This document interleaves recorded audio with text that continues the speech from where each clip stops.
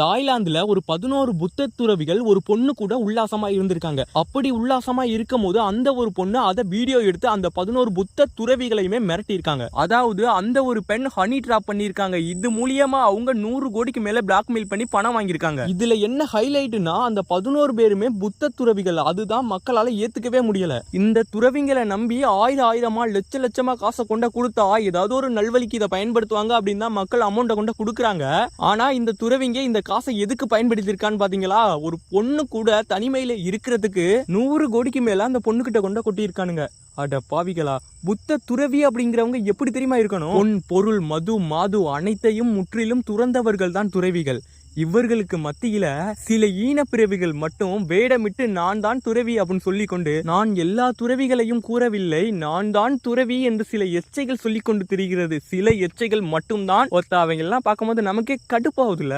தாய்லாந்துல ஒரு 11 புத்த துறவிகள் ஒரு பொண்ணு கூட உல்லாசமா இருந்திருக்காங்க. அப்படி உல்லாசமா இருக்கும் போது அந்த ஒரு பொண்ணு அதை வீடியோ எடுத்து அந்த 11 புத்த துறவிகளையுமே மிரட்டி இருக்காங்க. அதாவது அந்த ஒரு பெண் ஹனி டிராப் பண்ணிருக்காங்க. இது மூலியமா அவங்க 100 கோடிக்கு மேல பிளாக்மெயில் பண்ணி பணம் வாங்கியிருக்காங்க. இதுல என்ன ஹைலைட்னா அந்த 11 பேருமே புத்த துறவிகள். அதுதான் மக்களால ஏத்துக்கவே முடியல. இந்த துறவிங்களை நம்பி ஆயிரமா லட்சமா காசை கொண்ட கொடுத்தா ஏதாவது ஒரு நல்வழிக்கு இதை பயன்படுத்துவாங்க அப்படின்னு தான் மக்கள் அமௌண்ட்டை கொண்ட கொடுக்குறாங்க. ஆனா இந்த துறவிங்க இந்த காசை எதுக்கு பயன்படுத்திருக்கான்னு பாத்தீங்களா? ஒரு பொண்ணு கூட தனிமையில இருக்கிறதுக்கு 100 கோடிக்கு மேல அந்த பொண்ணு கிட்ட கொண்ட கொட்டியிருக்கானுங்க. அட பாவிகளா! புத்த துறவி அப்படிங்கிறவங்க எப்படி தெரியுமா இருக்கணும்? பொன், பொருள், மது, மாது அனைத்தையும் முற்றிலும் துறந்தவர்கள் தான் துறவிகள்.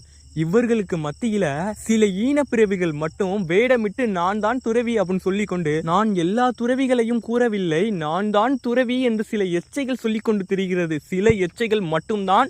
அவங்க எல்லாம் பார்க்கும்போது நமக்கே கடுப்பாகுதுல.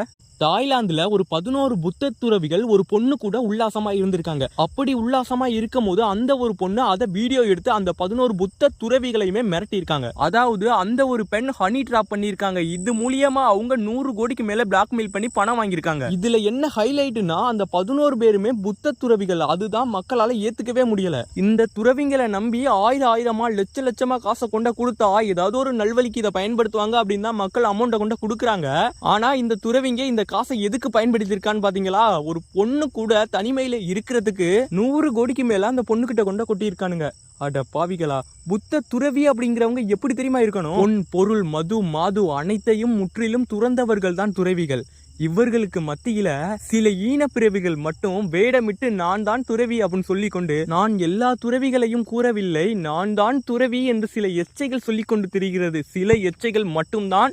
அவங்க எல்லாம் பார்க்கும்போது நமக்கே கடுப்பாகுதுல. தாய்லாந்துல